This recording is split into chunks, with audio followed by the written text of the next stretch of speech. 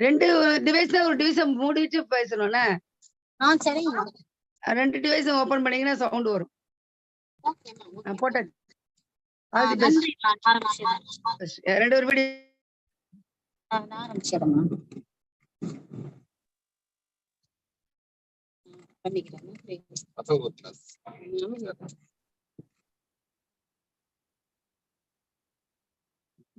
கிளியரா இருக்கு. நன்றிம்மா, நன்றி. குட்டியா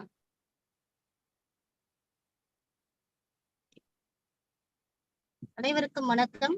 அருந்தமிழ் தொலைக்காட்சியை நடத்தி கொண்டிருக்கும் நேர்காணல் நிகழ்விற்கு உங்கள் அனைவரையும் வருக வருக என்று அன்புடன் வரவேற்கின்றோம்.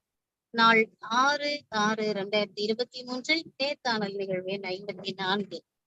இன்றைய தினம் நம்மிடையே சிறப்பு விருந்தினராக இணைந்திருப்பவர் அருந்தமிழ் சங்கத்தின் நிறுவனர் திரு பாம்ஜி சந்தர் அவர்கள்.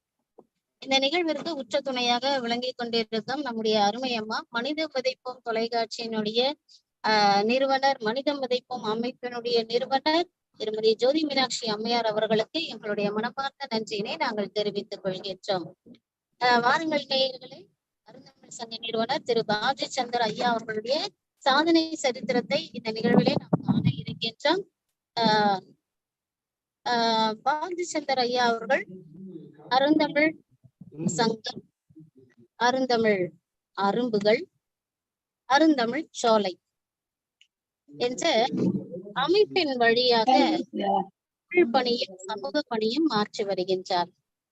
அருந்தமிழ் சங்கம் என்ற அமைப்பு துவங்கப்பட்டு ஏப்ரல் 14ஆம் தேதி 3ஆம் ஆண்டிலே அடியெடுத்து வைத்திருக்கின்றது. அருந்தமிழ் அன்புகள் என்ற குழந்தைகளுக்கான புலனக்குழு ஆரம்பிக்கப்பட்டு அதுவும் 3ஆம் ஆண்டிலே அடியெடுத்து வைத்திருக்கின்றது. அருந்தமிழ் சோலை என்ற குழு ஆரம்பிக்கப்பட்டு அதன் மூலமாக மரக்கன்றுகள் நடப்பட்டு வருகின்றது.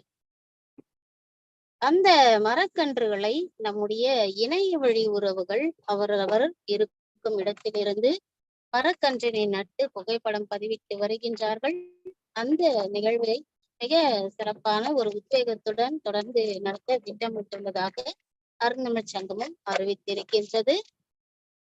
திரு பாஞ்சி சந்தர் ஐயா அவர்கள் தன்னுடைய அமைப்பின் வாயிலாக பல்வேறு உலக சாதனை நிகழ்வுகளையும் நடத்தி வருகின்றார். குறிப்பாக நாம் அவரை பற்றி ஒரு சிறிய அறிமுகத்தை தர விரும்புகின்றோம்.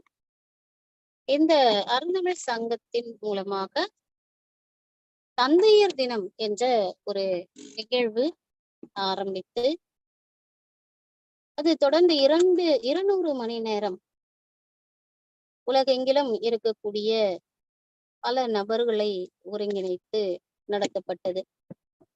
அன்புள்ள அப்பா, நான் உங்களை நேசிக்கிறேன், இனிய தந்தையர் தின நல்வாழ்த்துக்கள் என்ற வாசகத்தை கையில் ஏந்தி அந்த நிகழ்வு 2112 நபர்களால் சிறப்பாக நடத்தி முடிக்கப்பட்டது. அதற்கு அடுத்ததாக திருக்குறளுக்காக ஒரு நிகழ்வு, திருக்குறள் வாழ்க என்ற ஒரு நிகழ்வும் நடத்தப்பட்டு அந்த நிகழ்வும் உலகெங்கிலும் உள்ள 10,000க்கும் மேற்பட்டுள்ளோர் கலந்து கொண்டு மிக சிறப்பான ஒரு உலக சாதனை நிகழ்வாக நடத்தி முடிக்கப்பட்டது. அதற்கு அடுத்ததாக இந்த மே மாதத்தில் அன்னையர் தினத்தை முன்னிட்டு அம்மாவுடன் புகைப்படம் எடுத்து பதிவிடும் ஒரு நிகழ்ச்சியும் அருந்தமிழ் சங்கத்தின் சார்பாக பாஜி சந்தர் ஐயா அவர்கள் நடத்தியிருந்தார். அந்த நிகழ்ச்சியில் 919 பேர் உலகின் பல பகுதிகளிலிருந்து கலந்து கொண்டு அந்த நிகழ்வும் உலக சாதனை நிகழ்வாக நடத்தி முடிக்கப்பட்டது. இது மட்டுமன்றி பல உலக சாதனை நிகழ்வுகளிலே அவர் பங்கேற்பாளராகவும் ஒருங்கிணைப்பாளராகவும் செயல்பட்டு வந்திருக்கின்றார். அடுத்ததாக தன்னுடைய குடும்பத்தினருடன் இணைந்து மனைவி 2 குழந்தைகளோடு இணைந்து அவர் திருக்குறள் வாழ்க என்ற வாசகத்தை எழுதி அதுவும் all India book of records நிறுவனத்தின் சார்பாக உலக சாதனை நிகழ்வாக நடைபெற்று முடித்திருக்கிறது. ஆக இந்த உலக சாதனை நிகழ்வுகளை நிகழ்த்திய பாஜி சந்தர் ஐயா அவர்களை நான் இந்த நேரத்திலே ஒரு நேர்காணலை செய்வோம். வணக்கம் பாப்ஜி சந்தர் ஐயா.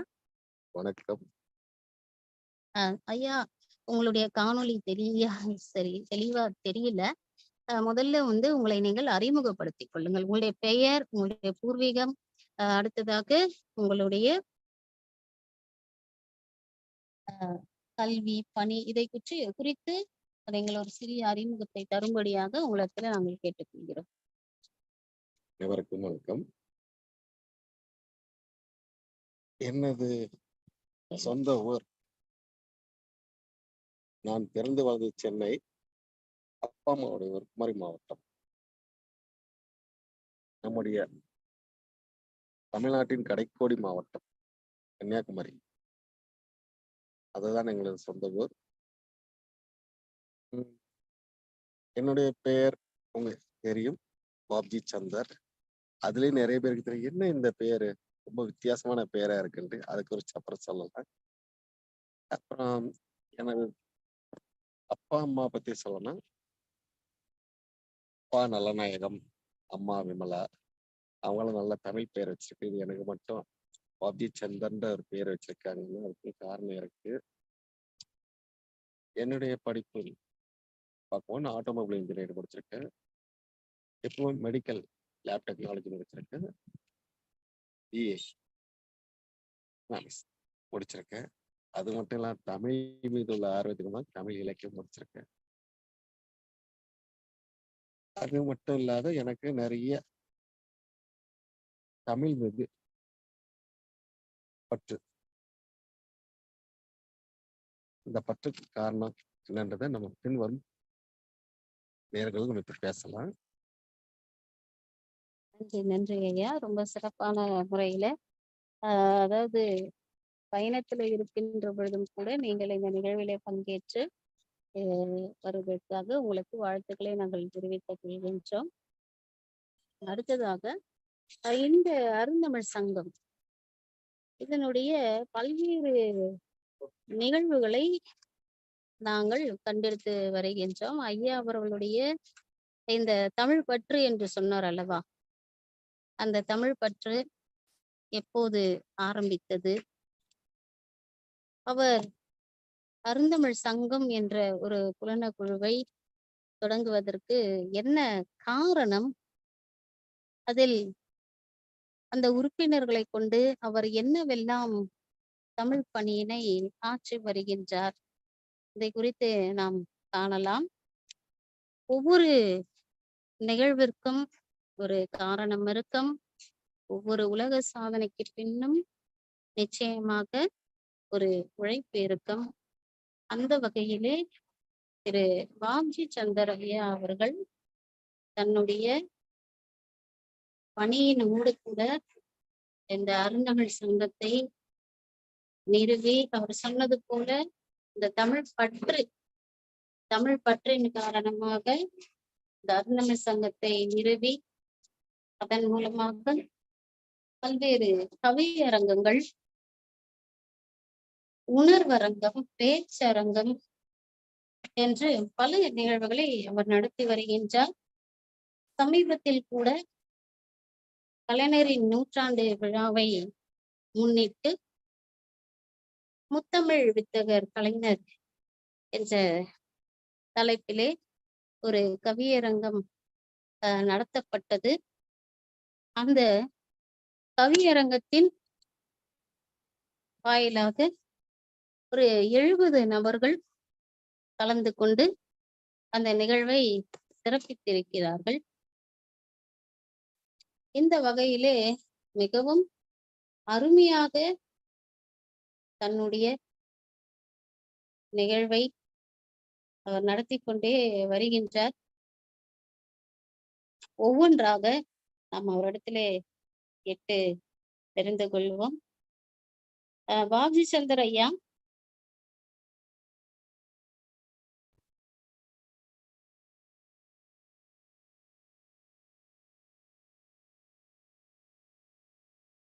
பாப்ஜி சந்தர் ஐயா, உங்களுடைய இந்த நிகழ்வுகள், இந்த நிகழ்வு அவர்களுக்கு நீங்கள் எப்படியாக இந்த நிகழ்வைத்தான் நாங்கள் செய்ய வேண்டும் என்பதாக குறிக்கின்றீர்கள். ஒவ்வொரு தலைப்பை தேர்வு செய்கிறீர்கள். அடுத்ததாக பார்க்கும் பொழுது இந்த வடிவமைப்பு, இந்த நிகழ்ச்சியை இத்தனை பேர் மூலமாக வடிவமைக்க வேண்டும், இதற்கு இவ்வளவு நபர்கள் ஒருங்கிணைப்பாளராக இருக்க வேண்டும் என்பதையெல்லாம் நீங்கள் மிக சிறப்பாக திட்டமிட்டு வடிவமைத்து செய்து வருகிறீர்கள். இதற்கு உங்களுக்கு ஆக்கமும் ஊக்கமும் கொடுத்து உங்களுடைய குடும்பம் இயங்கி வருகிறது என்பதை நாங்கள் அனைவருமே அறிந்திருக்கின்றோம். வகையில உங்களிடத்தில் பல கேள்விகளை நாங்கள் கேட்டு அதன் மூலமாக நிறைய பதில்களை நாங்கள் பெறப்போகின்றோம்.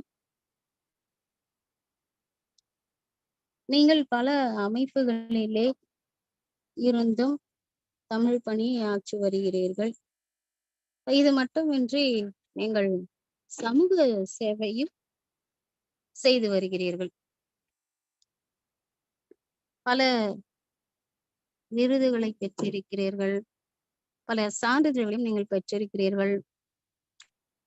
நீங்கள் மட்டும் இல்லாமல் உங்களுடைய குழந்தைகளையும் கூட இந்த தமிழ் அமைப்பிலே ஈடுபட செய்து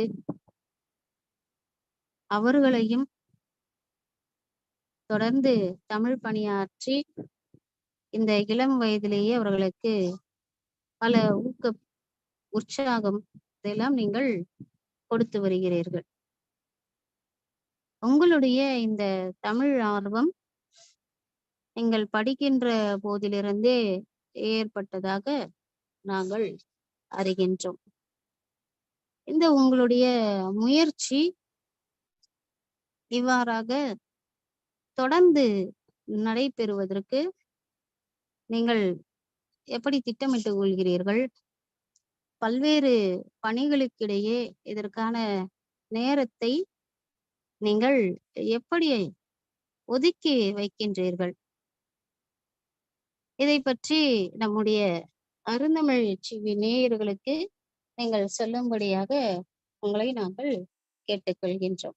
முதலாவதாக உங்களுடைய இந்த நேர்காணல் நிகழ்வு, இந்த நிகழ்விலே உங்களுடைய உலக சாதனைகள் குறித்து நாங்கள் கேட்டு அறிய போகின்றோம்.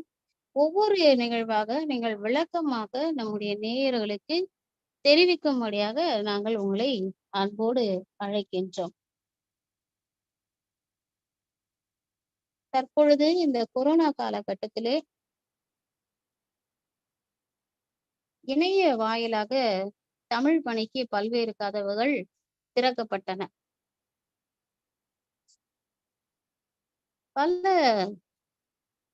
வாயில்கள் திறந்து பல தமிழ் அமைப்புகளை துவக்கி பல்வேறு விதமான தமிழ் பணிகளை நடத்தி வருகிறார்கள்.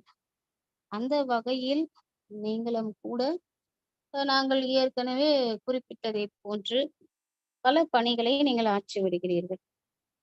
இந்த வகையிலே நீங்கள் உங்களுக்கு இந்த உலக சாதனை நிகழ்வுகள் என்ன பாடங்களை கற்றுக் கொடுத்திருக்கின்றன, அதன் வாயிலாக நீங்கள் என்னென்ன சாதனைகளை செய்திருக்கிறீர்கள், ஒவ்வொரு உலக சாதனையாக நீங்கள் இங்கே சொல்லும்படியாக உங்களை நாங்கள் கேட்டுக்கொள்கின்றோம். ஒவ்வொரு உலக சாதனையாக முதலாக நீங்கள் செய்த உலக சாதனையாக உங்களுக்கு நினைவில் இருப்பது எது?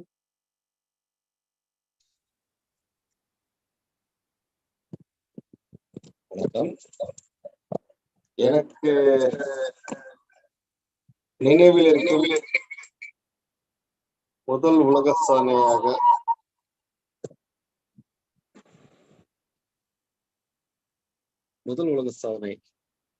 என்னன்னா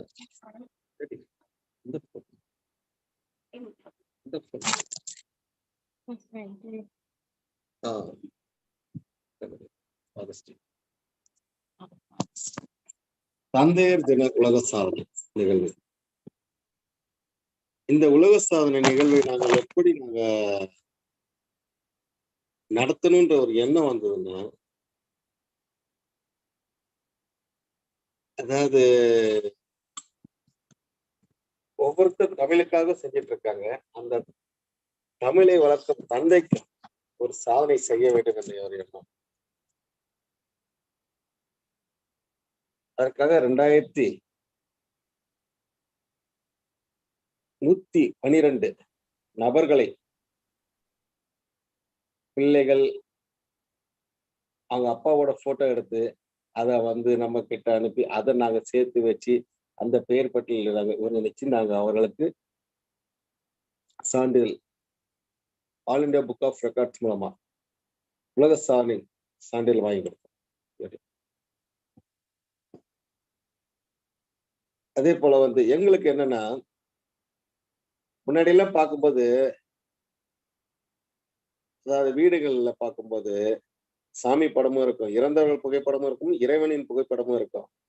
ஆனா இப்ப பார்த்தா ஒவ்வொரு வீடுகள்லயும் சான்றிதழ்கள், அந்த all India book of records உலக சான்றிதழை வச்சிருக்காங்க. அதே போல பிள்ளைங்க நம்ம ஒரு உறவினர் வீட்டுக்கு போனா கூட கொண்டு வந்து நம்ம கிட்ட கொடுக்குறாங்க, கொடுத்து பாருங்க அப்படின்ட்டு. ஒவ்வொரு விதத்துலயும் அவங்க ஜெயிச்சிட்டு இருக்காங்க. அந்த ஜெயிச்ச அந்த சான்றிதழ் நம்ம கிட்ட காட்டும்போது சந்தோஷப்படுறாங்க. அதனால நாங்க எங்களுடைய நிறுவனத்து சார்பா நாங்க செஞ்சது.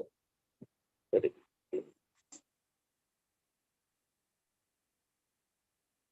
அடுத்ததாக நாங்க பட்டிமன்றம் 150 பட்டிமன்றங்கள் தொடர்ந்து 1 மணி நேர பட்டிமன்றம் இடைவிடாமல் நாங்க நடத்தி அது ஒரு சாதனையாக நாங்க செய்திருக்கோம்.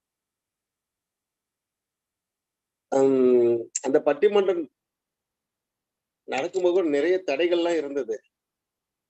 என்னன்னா, ஒருங்கிணைப்பாளருக்கு உடல்நலம் சரியில்லாமல் ஆயிடுச்சு. அந்த நேரத்திலும் நம்முடைய பட்டிமன்ற பேச்சாளர்கள் இருக்காங்க, எல்லாருமே போன் பண்ணி சொல்லுவாங்க, நீங்க தைரியமா நடத்துங்க, நாங்க பாத்துக்கிறோம் சொல்லிட்டு ஒவ்வொருத்தர் பொறுப்பேற்று அந்த பட்டிமன்ற நிகழ்வை நல்லா நடத்தி முடிச்சாங்க.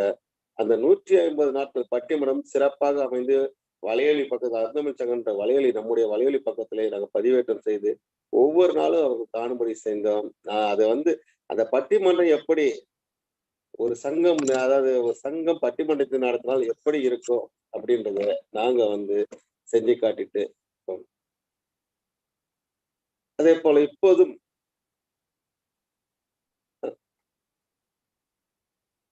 அன்னையர் தினம், அந்த அன்னையர் தினத்துக்கு தந்தையர் தினத்தை போலவே தந்தையை மட்டும் நினைச்சு தாயை விட்டு விட முடியுமா? அன்னையர் தினத்துக்கும் நாங்க ஒரு இதே போல அன்னையர் தினத்துக்கு நாங்களும் அம்மாவோட சேர்ந்து இருக்கிற ஒரு புகைப்படத்தை அனுப்பி நாங்க அதை கலெக்ட் பண்ணி அவருக்கு ஒருங்கிணைப்பாளர் போட்டு அதை நாங்க செஞ்சு அதுவும் இப்போ ஒரு சாதனையா நடந்து போயிட்டு இருக்குது, முடிஞ்சிருச்சு. அதே போல சொல்லும் போது இப்போ நேர்காணல் நிகழ்வு, இது ஒரு சாதனை நிகழ்வு. இந்த சாதனை நிகழ்வை சிறப்பாக, அதாவது ஒவ்வொரு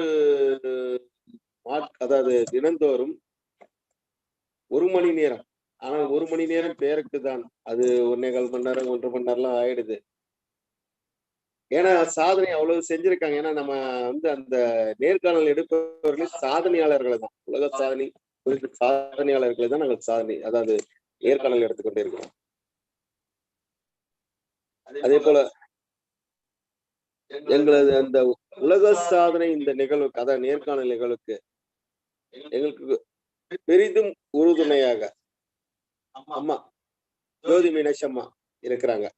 அவர்களுக்கு அவங்க எங்களுக்கு ஜூம் எல்லாம் கொடுத்து, ஏன்னா எங்களுக்கு இப்போ ரெக்கார்டிங் வரல, வலையொலி பக்கத்துல ஏத்த முடியல, அந்த ஒரு சில குறைகள்லாம் இருக்கும்போது அம்மா அவங்க கிட்ட நாங்க கேட்கும்போது உடனடியாக கொடுத்தாங்க, எப்ப வேணுமோ எடுத்துக்காங்கன்னு சொன்னாங்க.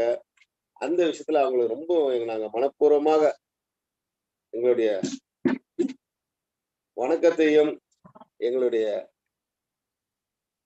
தேங்க்ஸ், நன்றி நாங்க தெரிவித்துக் கொள்கிறோம்.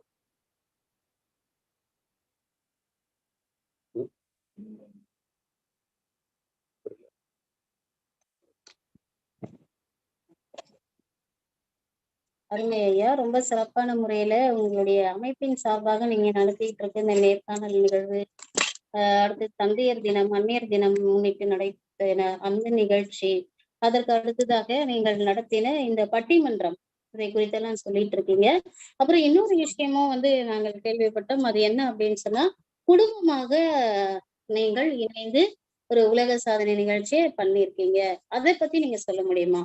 அந்த குடும்பமா நடத்தின அந்த உலக சாதனை நிகழ்ச்சி எதை பற்றியது? எதை பற்றியது?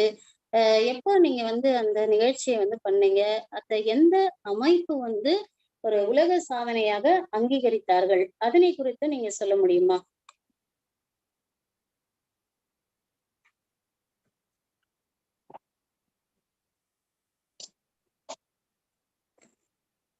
குடும்ப உலக சாதனையாக திருக்குறள் வாழ்க என்று வண்ண பதாகை, அதாவது வட்ட வடிவில் உள்ள கலர் புகைப்படத்த கலர் பேப்பர்ல நாங்க திருக்குறள் குடும்பமாக உட்கார்ந்து 1 மணி நேரம் எவ்வளவு எழுத முடியுது நாங்க எழுதி அதை நாங்க ஜூம்ல எங்களை all India book of records அவர்கள் கண்காணிப்பில் நடந்தது. அதை எங்களோட சாதனையை அவர்கள் அங்கீகரித்திருக்கிறார்கள். இதை நாங்கள் குடும்பமாக சேர்ந்து, நான், என் மனைவி, என் பிள்ளைகள் நாங்கள் சேர்ந்து பண்ணோம். இந்த சாதனை திருக்குறளுக்காக நாங்கள் சேர்ந்த சாதனை. திருக்குறளுக்காக குடும்பமாக இணைந்து ஒரு சாதனையை நீங்க செஞ்சிருக்கிறீங்க. அதற்கு அடுத்ததான் என்ன கேள்வின்னா, உங்களுக்கு இந்த தமிழ் ஆர்வம் எந்த வயதுல ஏற்பட்டது? பள்ளிக்கூடத்துல படிக்கும் போது ஏற்பட்டதா? கல்லூரியில படிக்கும் போது ஏற்பட்டதா? அல்லது திடீர்னு இப்ப இந்த கொரோனா காலத்துல வந்ததா? அதை பத்தி சொல்லுங்களேன்.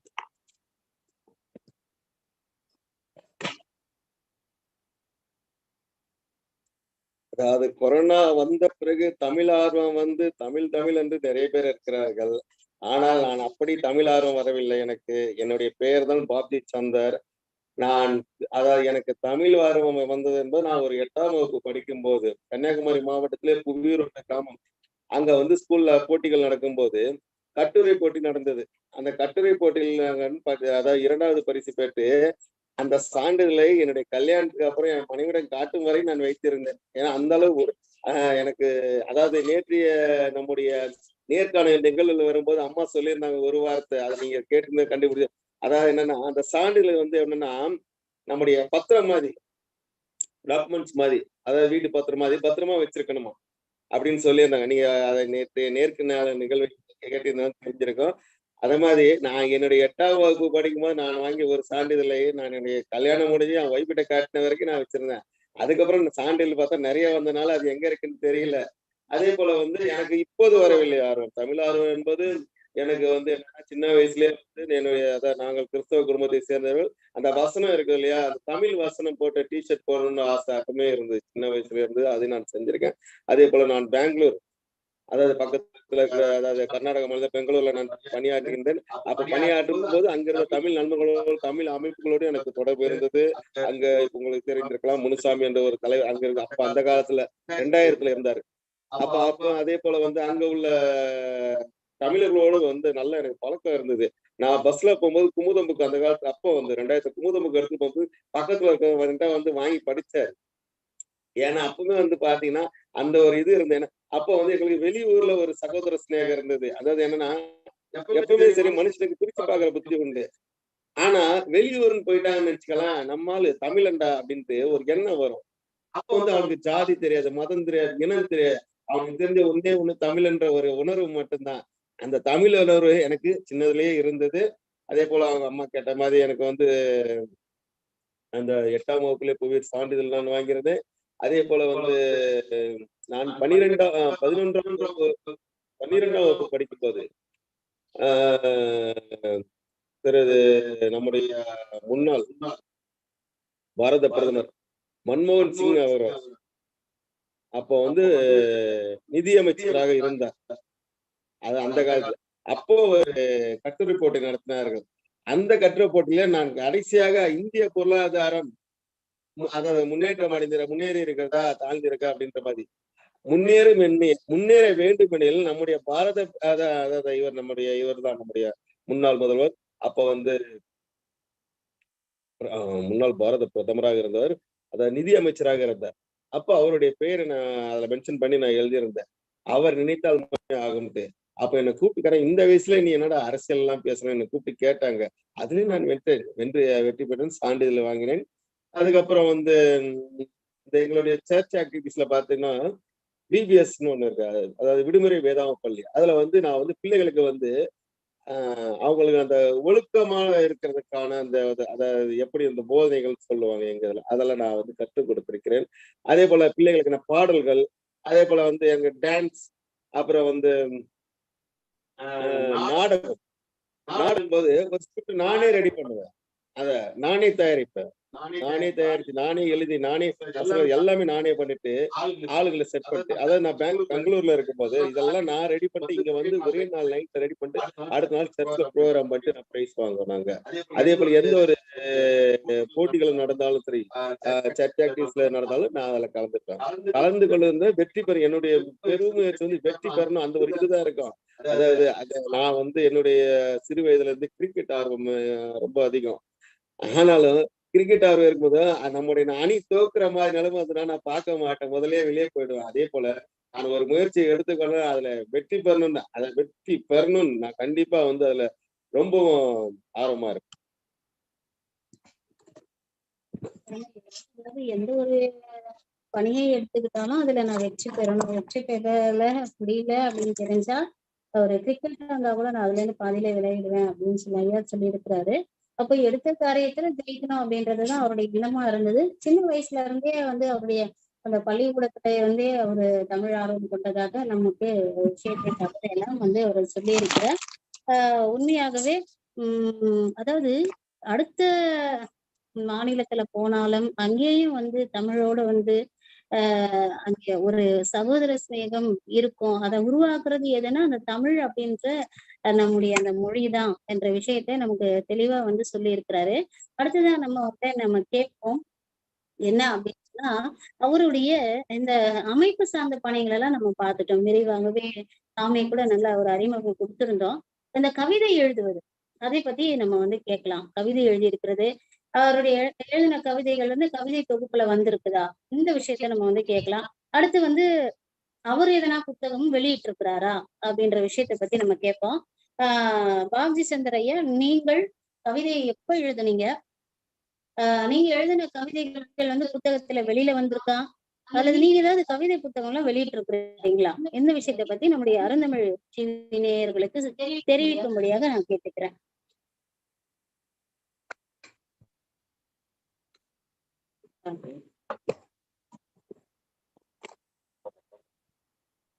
கவிதை புத்தகம், கவிதை படிக்கிற, அதாவது அன்றைய காலத்து, அதாவது இன்றைய பெரியவர்கள், அதாவது பெரியவர்னா இன்றைய காலத்துல வந்து கவிதைன்றது எல்லாருமே எழுதுறாங்க. நானும் கவிதை எழுதியிருக்கேன்.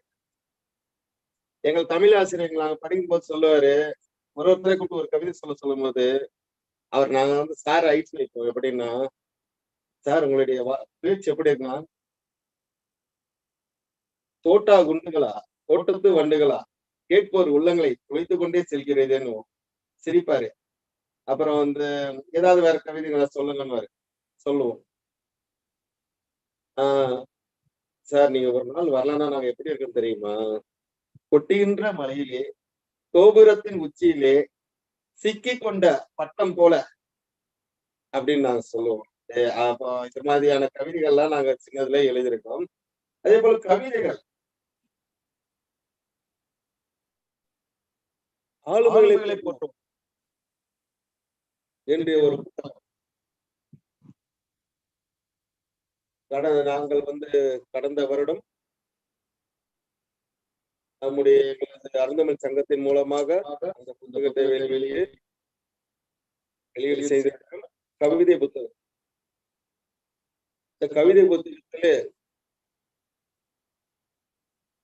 நிறைய பேர் வந்து கவிதை எழுதியிருக்கிறாங்க. நம்முடைய கவிதை புத்தகத்தை வெளியிடுக்கு அந்த விழாவிற்கு வந்து அனைவருக்கும் தெரியும். விழா நல்ல சிறப்பா நடந்தது. அந்த விழாவை வந்து நம்முடைய நேர்காணலாக வந்து பாரதி அவர்கள் பொறுப்பேற்றி கவிஞர் உமா பாரதி அவர்கள் தலைமையில் அவர் நடந்தது. புத்தகத்தை வெளியிட்டாங்க. கவிதை புத்தகம் பல கவிதைகளுக்கு உருவாக்கப்பட்டது. எங்களது கவிதை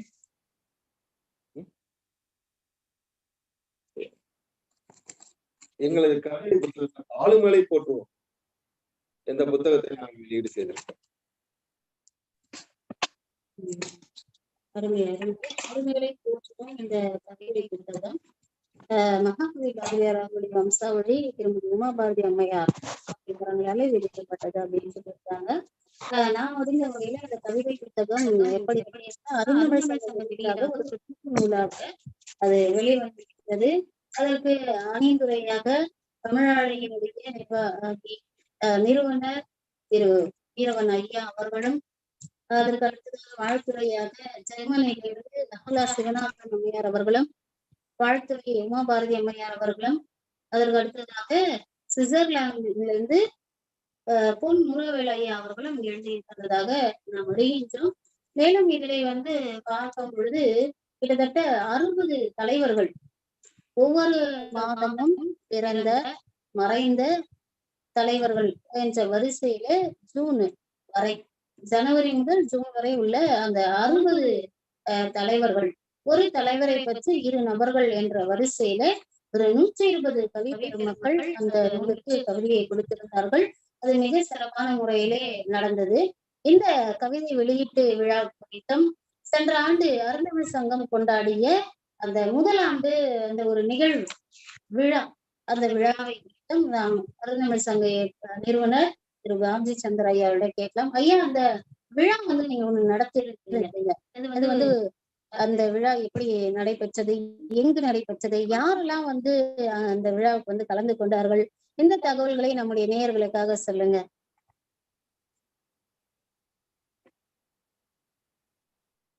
அருந்தமிழ் சங்கத்தின் மூலமாக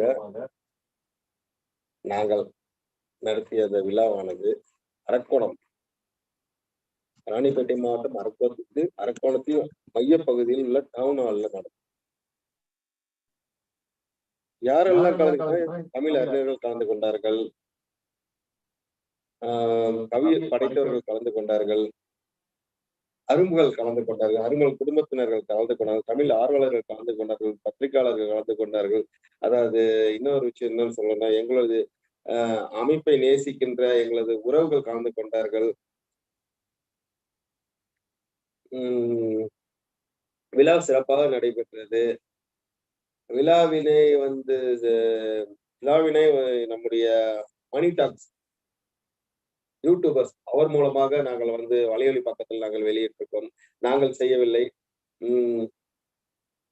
அதே போல விழா ஏற்பாடுகள் எங்களுக்கு நிறைய பிள்ளைகள் வந்து ஹெல்ப் பண்ணாங்க. அதே நேரத்துல வந்து நாங்கள் ஒரு சிலர் வந்து முக்கியமா சொல்லணும்னா, அனைவருமே எங்களுக்கு உதவி செய்தார்கள். ஒரு சிலர் இல்ல, அனைவருமே உதவி செய்திருக்கிறார்கள். விழா சிறப்பாக நடைபெற்றது. நாங்கள் கொஞ்சம் ஒரு சில விஷயங்களை வந்து அங்க நாங்க செய்யணும்னு நினைச்சிட்டு இருந்தோம். ஆனா எங்களால முடியல. என்னன்னா அந்த இடத்துல ஒரு உலக சாதனை பண்ணணும்னு நினைச்சிருந்தோம். பிள்ளைகளை வைத்து உலக சாதனை பண்ணணும்னு நினைச்சிருந்தோம். அதே போல ஒரு சுற்றுச்சூழல் தினமா மரக்கன்றுகளை கொடுக்கணும்னு நினைச்சிருந்தோம். அந்த ஒரு சில விஷயங்கள் தான் எங்களால் நிறைவேற்றும். மற்றபடி விழா மிகவும் சிறப்பாக நடந்தது. விழாவை குறித்து ஃபீட்பேக் பாத்தீங்கன்னா எல்லாருமே சொன்னாங்க, ரொம்ப சந்தோஷப்பட்டாங்க. நீங்க வேணும்னா அந்த அருந்தமிழ் சங்கத்துடைய அந்த மணி டாக்ஸ் அந்த இதுல போய் பாத்தீங்கன்னா உங்களுக்கு தெரியும். ஒவ்வொருத்தருடைய கருத்துக்களையும் கேட்கப்படும். ரொம்ப சந்தோஷமா வந்து எவ்வளவு பேர் தூரத்துல இருந்தாங்க, நார்த் சவுத் அதாவது எல்லா இடத்துல இருந்து வந்திருந்தாங்க. அதாவது சிறுவர்கள் லீவு நாளுனாலும் அது பேரண்ட்ஸோட வந்திருந்தாங்க. வந்து ரொம்ப நல்ல சந்தோஷமா இருந்து என்ஜாய் பண்ணிட்டு கடைசியில நம்முடைய ஷாஜகான் ஐயாவுடைய அந்த வில்லுப்பாட்டு டான்ஸ் அந்த இதெல்லாம் மேஜிக்ஸ் அந்த இதெல்லாம் வச்சிருந்தாங்க. அவங்க பப்பட் ஷோலாம் அதெல்லாம் பார்த்து ரொம்ப என்ஜாய் பண்ணாங்க. பிள்ளைகளுக்கு ரொம்ப சந்தோஷமா சான்றிதழை பெற்றுக்கொண்டார்கள், மெடலை பெற்றுக்கொண்டார். அதே அந்த ஒரு விழாவிலே ஒரு ரத்த தானம் குறித்து ஒரு விழிப்புணர்வு ஒரு நிகழ்ச்சி நடந்தது. அதை நீங்க அதை பாருங்க, பார்த்தாதான் உங்களுக்கு தெரியும். ஏன்னா இது வந்து வளர்ப்பு தமிழ் அதாவது நாங்கள் தமிழ் மட்டுமே சார்ந்து நடத்தவில்லை, சமூக அக்கறையோடு சேர்ந்து நாங்கள் அந்த ரத்த தானம் இதுக்கும் நாங்கள் வந்து சப்போர்ட் பண்றோன்ற அந்த ஒரு நிகழ்வாக இருந்தது அது. அதே போல ஒரு விழாவை நாங்கள் இன்னொரு முறை நாங்கள் நடத்துவோம். அப்போ நீங்க வந்து அனைவரும் தமிழர்கள் எங்களோடு கூட இணைந்திருப்பவர்கள் கலந்து கொண்டு இன்னும் மேலும் சிறப்பாக இன்னொரு விழாவை நாங்கள் நடத்துவோம். உங்களுடைய அருந்தமிழ் டிவி அதை குறித்து நேயர்களுக்கு சொல்லுங்க. அருந்தமிழ் டிவியில என்ன நிகழ்ச்சிகள்லாம் நீங்க ஒளிபரப்பிட்டு இருக்கீங்க? அதற்கு அடுத்தது இந்த டிவியில சந்தாதாரர்களுக்கும் நீங்க சான்றிதழ் கொடுக்குறீங்க, அதுவும் உறுதி சான்றிதழ் அருந்தமிழ் நேயர் அப்படின்னு சொல்லி கேள்விப்பட்டோம். அதை குறித்தும் சொல்லுங்க.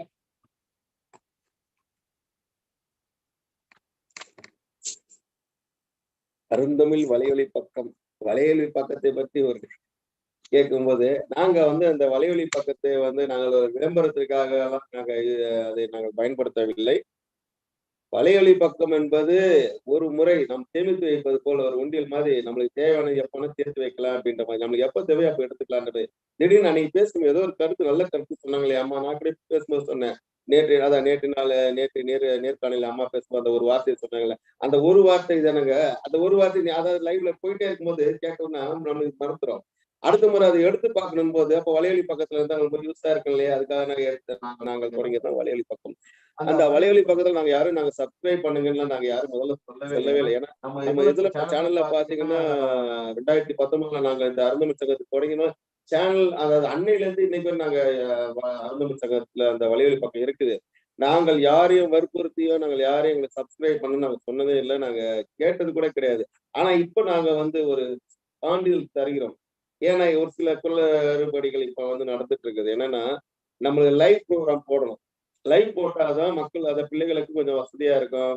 மற்ற அந்த உணர்வர்களும் கவியர்களும் கருத்தர்களும் நான் நடத்தும் போது அவங்களுக்கு ரொம்ப யூஸ்ஃபுல்லா இருக்கும்.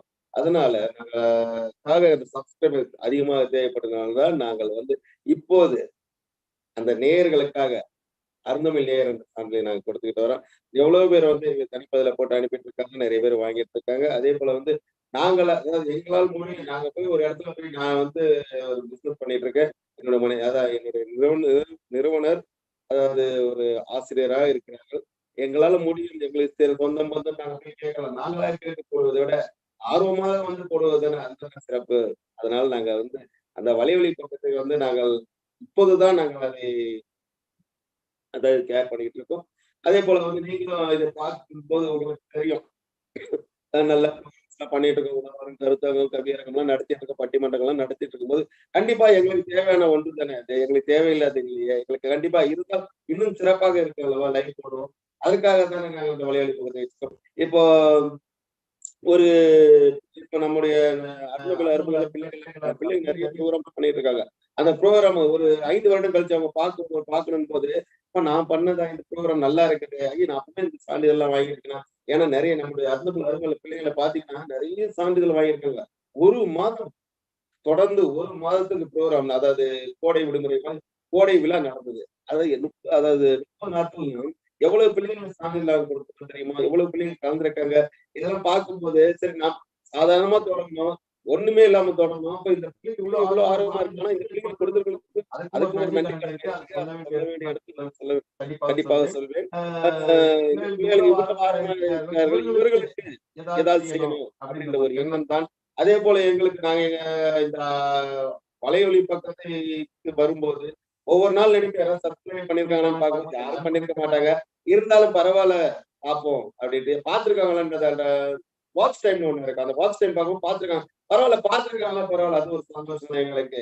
ஏன்னா எங்களுக்கு மத்தவங்க பார்க்கணுன்றதுதான் ஆசை. ஏன்னா நம்ம என்ன பண்றோம் வாட்ச் பண்ணணும், கவனிக்க வேண்டும். நம்ம ஏதோ பேசிட்டு போனோமா, நம்ம ஏதோ வச்சுக்கிட்டோமா இல்லாம நம்ம பேக்கெட்லயே நம்ம பணத்துக்கு சேர்த்து வச்சிருக்கு என்ன இந்த யூஸும் கிடையாது.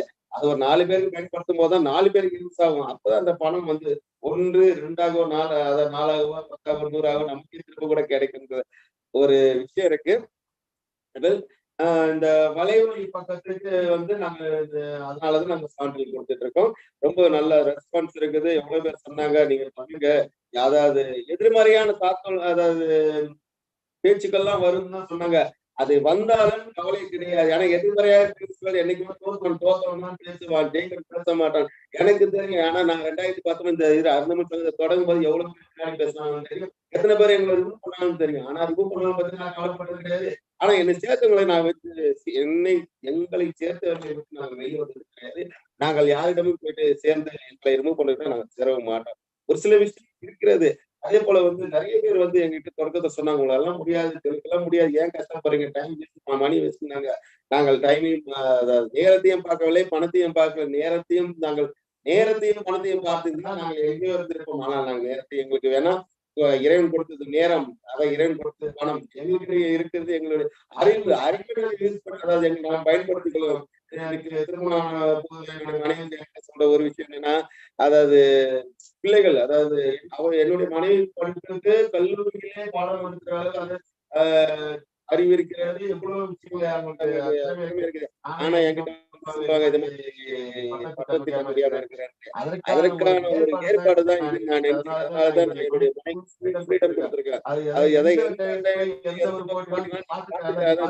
நான் பார்த்துக்கிறேன், பிள்ளைகளையும் பார்த்துட்டு, ஏதாவது எனக்கு வெளி வேலை கடை எல்லாத்தையும் நானே பார்த்துப்பேன். ஏன்னா அதாவது உனக்கு ஒரு வாய்ப்பு கிடைத்திருக்கிறது, உனக்கு ஸ்கூல்ல கிடைக்கல, உனக்கு கிடைக்காத ஒரு அங்கீகாரம் இந்த புலனத்தின் மூலமா கிடைக்கிறா, அந்த ஒரு வாய்ப்பை நீ பயன்படுத்திக் கொள்வதற்கான ஒரு வாய்ப்பாக நீ பயன்படுத்திக்கொள், நான் உனக்கு வழிவிடுகிறேன் என்று சொல்லி ஃப்ரீடமாக விட்டுருக்கேன். ஆனா மத்த இடத்துல எப்படின்னு தெரியாது. நான் முழு மனதோட முழு சமூகத்தோட தான் நான் விட்டுருக்கேன். ஏன்னா என்னால் தீட்ட முடியாத நீ யாரு தீட்டு, 4 பேர் யூஸ் ஆகணும், 4 பேர் கவலைப்பட, 4 பேர் நம்மளுக்கு குறித்து ஏதாவது மிதிக்கணும்னு தான் பார்ப்பாங்க. மிதிச்சாலும் கவலைப்படாத, மிதிக்கிறேன் கடைசியில அவனே நெக்கப்பட்டு போயிடுவான். நம்ம இருக்கிற மாதிரியே இருப்போம். நம்ம ரொம்ப எழுந்து ஆடவும் வேண்டாம், ஒண்ணுமே இல்லாம இருக்கவே வேணாம்னு சொல்லிதான் நாங்க இந்த புலனை குழுவை ஆரம்பித்தோம், இந்த சங்கத்தை தோற்றுவித்தோம். கடைசியாக அதாவது இந்த பதிவெண் வகுப்பு 2019 நாங்க தொடங்கியது. ஆனா பதிவெண் 2021 தொடங்கினது. நாங்கள் பதிவெண்ணை வாங்கினது இப்போதுதான் வாங்கியிருக்கோம். ஏன் நான் பதிவெண் வாங்க அந்த அதிகாரிகளை நான் சொன்ன ஒரு வார்த்தை என்னன்னா, இந்த சங்கத்தை தொடங்கினது நாங்க தான். ஆனா கடைசியா பதிவெண் வாங்குறது நாங்க. அவரே எவ்வளவு பேர் வாங்கிட்டு நீங்க என்ன சார் அப்படின்னாங்க. இல்ல பரவாயில்ல இருக்கட்டும், புலன் அதாவது எண் இல்லாமல் இருந்தாலும் பரவாயில்ல, எண் இருந்தாலும் பரவாயில்ல, சரி பிள்ளைகளுக்கு என்னோட இருந்தாலும் அது ஒரு சந்தோஷம் தானே என்றுதான் நாங்கள் விட்டு இவ்வளவு நாள் இருந்தோம். சரி இனிமேல சான்றிதழாவது பிள்ளைகளுக்கு கொஞ்சம் சந்தோஷமா இருக்குன்றதா நாங்க அந்த எண்ணெயும் வாங்கி கொண்டு கொடுக்கிறோம். அதே போல எங்களுடைய அருந்தமிழ் சங்கத்துல உறுப்பினர் இருக்கலாம் அனைவருக்கும் நாங்கள் ஒரு தொடக்கத்திலே நாங்கள் ஒரு எண் அடிப்படையில் அதை எண்ணிக்கையின் அடிப்படையில் ஒரு எண்களை கொடுத்து அவர்களுக்கு ஏதாவது ஒண்ணு செய்யலாம் அப்படின்னு நாங்க நினைச்சிருந்தோம். அதை நான் வெளிப்படையாக சொல்லிவிடுவேன். ஒரு திருக்குறள் புத்தகமா இருக்கட்டும், நான் கூட இப்ப சமீபத்துல நானே 2 நாட்கள் தான் ஆகிறது. அதாவது கன்னியாகுமரிக்கு போயிட்டு வந்துட்டேன். அங்க கூட போயிட்டு நான் பார்த்த ஒரு சில இதெல்லாம் அந்த திருக்குறள், திருவள்ளுவர் ஐயன் திருவள்ளுவர் அதெல்லாம். ஆனா என்னுடைய அதாவது பேருக்கும் அனுப்புவது ரொம்ப கடினமான காரியம். காலம் கணியும் போது கண்டிப்பாக செய்வோம். அருந்தமிழ் சங்கம் எங்களை நம்பலை விட மாட்டோம், எங்களை நம்பி நாங்கள் வெற்றி வருவோம். நீண்ட ஒரு உரையாற்றி இருக்கிறார் அப்படின்னு தான் சொல்லணும். அவருடைய செயல்பாடுகளை குறித்து அருந்தமிழ் குறித்து பல விஷயங்கள் அவர் சொன்னாரு. ஒரு புதுமையான முறை வலையொலி பக்கத்துக்காக ஏன்னா ஒரு 7 நிமிடங்கள்ல நம்முடைய நேர்காணல் நிகழ்வு நிறைவடை போகின்றது. அதற்குள்ள நம்ம பாப்ஜெயா கிட்ட ஒரு விஷயம் கேட்கலாம். என்னன்னா அருந்தமிழ் சோலை அதன் மூலம் என்ன பணி செய்து கொண்டிருக்கிறீர்கள் என்பதை குறித்து உங்களுடைய எதிர்கால லட்சியம் என்ன, இதை குறித்து நம்ம கேட்போம். ஐயா அவர்கள் சுருக்கமாக இந்த வினாக்களுக்கு பதில் தரும்படி அன்புடன் அழைக்கின்றேன். அருந்தமிழ் சோலை எனக்கு சுருக்கமா சொல்லிட்டீங்க. 6 மணி நேரம் கார் ஓட்டு வந்திருக்கேன். வந்த உடனே உட்கார வச்சிட்டீங்க. அருந்தமிழ் சோலைன்னு சொல்லும் போது பசுமையை பிடிக்காத ஆட்கள் இருக்கிறார்களா? நம்ம சாதாரண ட்ரெயின்ல பஸ்ல போனா கூட ஜன்னல் ஒரு சீட்ல உட்காந்துட்டு அந்த கிரீன் கலர்ல அந்த புல்களை பார்க்கும்போது, மரங்களை பார்க்கும்போது ரொம்ப சந்தோஷமா இருக்கும். நம்ம பிள்ளைங்கிட்ட காட்டுவோம், கூட்டிட்டு போயிட்டு பாரு இங்க பாரு மரம் பாரு எவ்வளவு பச்சை பசுன்னு இருக்கு பாருன்னு சொல்லுவோம். அதே ஒரு காலியான ஒரு அதாவது மலை பகுதியில இருக்கும் போனா எப்படி உங்களுக்கு தெரிஞ்சிருக்கும். அதெல்லாம் பார்க்க ரொம்ப கஷ்டமா இருக்கும். என்னடா மழையா இருக்குது, வெயில் காஞ்சி போய் கிடக்குதுன்ட்டு. அந்த பச்சை பசேல் என்ன வரணும்னா மரங்களை வச்சாதானே வர முடியும். அதாவது மழை வரலன்னு சொல்லிட்டு இருந்தா போதுமா? மரத்தை வச்சாதானே மழை வரும். அந்த ஒரு சின்ன ஒரு கான்செப்டோட நாங்க அந்த அருந்தமிழ் சோலை என்கிற அந்த ஒரு நிகழ்வை நாங்க தொடங்கினோம். அது சிறப்பாக போயிட்டு இருக்கு. அதுவும் இல்லாத எங்களுக்கு நிறைய சப்போர்ட்ஸ் இருக்குது. அருந்தமிழ் சோலைக்கு என்னன்னு சொல்றேன்னா, இந்த பனை விதைகள் தரதுக்கு ஆட்கள் இருக்கிறார்கள். அது மட்டுமல்லாது எங்களது ஊர்லயே எங்களுக்கு குறைந்த விலையிலேயே செடிகளை காட்டு செடிகள் தரதுக்கு ஆட்கள் இருக்கிறார்கள். அவ்வளவு இதுக்கு நானே ஒரு நல்ல செடி வைக்கக்கூடிய ஆள் தான். நானும் ஒரு விவசாயி. அதான் விவசாயத்தை பத்தி தெரிஞ்சவன் தான். நான் கன்னியாகுமரி மாவட்டத்தை சேர்ந்த உங்களுக்கு நான் ஐடி கம்பெனில பாக்குறவங்க கிடையாது. நான் எல்லாம் A to Z நான் பார்க்கக்கூடிய ஆள் தான். அதனால அருந்தமிழ் சோலையை கண்டிப்பாக பெரிய அளவுல எடுத்து போகணும் என்னுடைய ஆசை இருக்கிறது. அது மட்டும் இல்லாத நேர மேலாண்மை அடுத்தது லட்சியம் என்னன்னு கேட்டா, எனக்கு இதுக்கான லட்சியம் எதுவுமே கிடையாது. அடுத்தது எனக்கு தொடங்கும் போது அருந்தமிழ் சங்கத்தோட இருந்தோம், அருந்தமிழ் அரும்புகளோடு வந்தோம், அருந்தமிழ் ஆறுகள் வந்தது. ஆறுக்கு அப்புறம் பாத்தீங்கன்னா நிறைய அருந்தமிழ் புகைப்படம் இப்ப அருந்தமிழ் சோலை வந்திருக்கு. அது நேர்காணல் வரைக்கும் இருக்குது. இன்னும் எப்படி லட்சியம் அதோட முடிஞ்சு புஷ்போட முடிஞ்சது. எங்களுடைய டாக்டர் கிடையாது. எங்களுக்கு புள்ளி வச்சு போயிட்டே இருப்போம். நாங்க இன்னும் வந்துட்டேதான் இருக்கோம். பாத்தீங்கன்னா அருந்தமிழ் சங்கத்துல பெரியவர்கள் இருக்கிறார்கள். கவியரங்கம், உணர்வரங்கம், பட்டிமன்றம் நடத்துறாங்க. அருந்தமிழ் அருமைகள் பிள்ளைகள் இருக்கிறார்கள். அருந்தமிழ் சோலையே இந்த செடிகளை நேசிக்குள்ள அவங்க அவங்க புகைப்படத்தை பதிவிட்டு கொண்டிருக்கிறார்கள். அதே போல நாங்க இன்னொரு லட்சியம் போது ஒன்னொன்னா அந்த காலகட்டத்துக்கு ஏற்ற மாதிரி நாங்க செஞ்சுட்டு போயிட்டே இருக்கோம். எங்களுடைய வழியில எந்த விதமான யாரும் யாருக்கும் நாங்கள் இடர்பாடா இருக்க மாட்டோம். அதே நேரத்துல எங்களுக்கு அதாவது ஒரு சில விஷயங்கள் எங்களுக்கு நிறைய பேர் இருக்காங்க, கத்துக் கொடுக்குறாங்க. ஒண்ணும் இல்ல, சாதாரண ஒரு சின்ன பாப்பா தான். திருவள்ளூர்ல இருக்கிற பாப்பா, அவளுடைய நேர்காணல் பிள்ளைங்களை நீ பார்த்திருப்பீங்க. அந்த பிள்ளையோட நேர்காணல் நீங்க பாருங்க. அதாவது எவ்வளவு ஒரு சின்ன வயசுல அவளுக்கு ஒரு ஆசை இருக்குது. அதாவது சிலம்பத்தை குறிப்பிட்டவங்க பாப்பா சொன்ன, அந்த சின்ன பாப்பா சொன்னாங்க. எவ்வளவோ விஷயங்கள் இருக்கு. நம்முடைய நேர்காணல் நிகழ்ச்சி நீங்க பார்க்கும்போது ஒருத்தருடைய மனநிலையும் தெரியுங்க. அவங்க எவ்வளவு கஷ்டப்பட்டிருக்காங்க, எவ்வளவு கஷ்டப்பட்டு மேல முன்னேறி இருக்காங்கன்றது தெரியுது. எனக்கு இன்னைக்கு நான் என்னுடைய நேர்காணல் அருந்தமிழ் நிறுவன நேர்காணல் எப்படி இருக்கு பார்க்கும்போது தொடக்கத்துல அதான் நான் முதல்ல சொல்லிட்டு 6 மணி நேரம் காசு வெட்டதுன்னு உட்கார வச்சுட்டாங்க. என்ன நேர மேலாண்மை கருத்தில் கொண்டு என்னுடைய நேர்காணல் இன்னொரு முறையாவது கண்டிப்பாக பார்ட் 2 கண்டிப்பா வரும். அப்ப நான் உங்ககிட்ட நிறைய பேசுறேன்னு சொல்லிட்டு வாய்ப்புக்கு நன்றி. அதே நேரத்துல அருந்தமிழ் சங்கத்து உறுப்பினர்களுக்கும் அருந்தமிழர்கள் பிள்ளைகளுக்கும் வளர்ச்சிக்கு என்னுடைய வாழ்த்துக்கள். அதே நேரத்துல அருந்தமிழ் சோலை அதுல நீங்க ஒவ்வொருத்தரும் செடியை வச்சுக்கிறோம். அதாவது என்னன்னா, இந்த காலத்துல போட்டோ எதுலயும் எடுக்கிறாங்க. ஆனா ஒரு செடியை வச்சு போட்டோ எடுக்கும் போது மனசு எவ்வளவு சந்தோஷமா இருக்கு தெரியுமா அவங்களுக்கு? அந்த போட்டோல பாருங்க, செடி சிரிக்கிறதுல அவங்க சிரிப்பாங்க. ஆனா அவர்கள் சிரிப்பது, அவருடைய அந்த செடியும் கண்டிப்பாக ஒரு நாள் சிரிக்கும் போது அவர்கள் சந்தோஷப்படவும் மழை பெய்யும். நம்ம அப்படி இருந்தாருங்க மழை பெய்யும். சும்மா தண்ணி இல்லைன்னு சொல்லிட்டே இருந்த முடியுமா? நிறுவனமான டைம் இல்லைன்னு சொல்லிட்டு இருக்கிறாங்க. அந்த கருத்துல கொண்டு என்னுடைய நேர்காணல்களை, அதாவது என்னை கூட்டமைக்காக நன்றி கூறி, வாய்ப்புக்கு நன்றி கூறி விடைபெறுகிறேன். நன்றி, வணக்கம். நன்றிகளை தெரிவித்துக் கொள்கிறோம். என்ன அப்படின்னு சொன்னா, இந்த நேர்காணல் நிகழ்ச்சி பல்வேறு இடர்பாடுகளுக்கு இடையே தினம் நடைபெற்றுக் கொண்டிருக்கிறது. நடக்காம இருந்தா அது உலக சாதனை முயற்சியா இருக்காது. அதனால இன்றைய தினம் நாம இந்த நிகழ்ச்சியை தவற விடாமல் செய்வதற்கு உதவி செய்த ஜோதி மீனாட்சி அம்மையார் அவர்களுக்கு எங்களுடைய நன்றியை நாங்கள் தெரிவித்துக் கொள்கின்றோம். தொடர்ந்து நம்முடைய நேர்காணல் நிகழ்ச்சி சாதனையாளர் சத்ரம் என்ற பெயரிலே தொடர்ந்து நடந்து கொண்டிருக்கும். இதுவரை ஆதரவு கொடுத்த நீங்கள் இனியும் ஆதரவு தரும்படி அன்புடன் கேட்டுக்கொள்கின்றோம். இந்த நாள் நிகழ்ச்சியில் பங்கேற்று திரு பாபி சந்தர் ஐயா அவர்களுக்கு அருந்தமிழ் சங்கத்தின் சார்பாக அவருக்கு நாங்கள் நன்றியினை தெரிவித்து விடைபெறுகிறோம். அனைவருக்கும் நன்றி, வணக்கம்.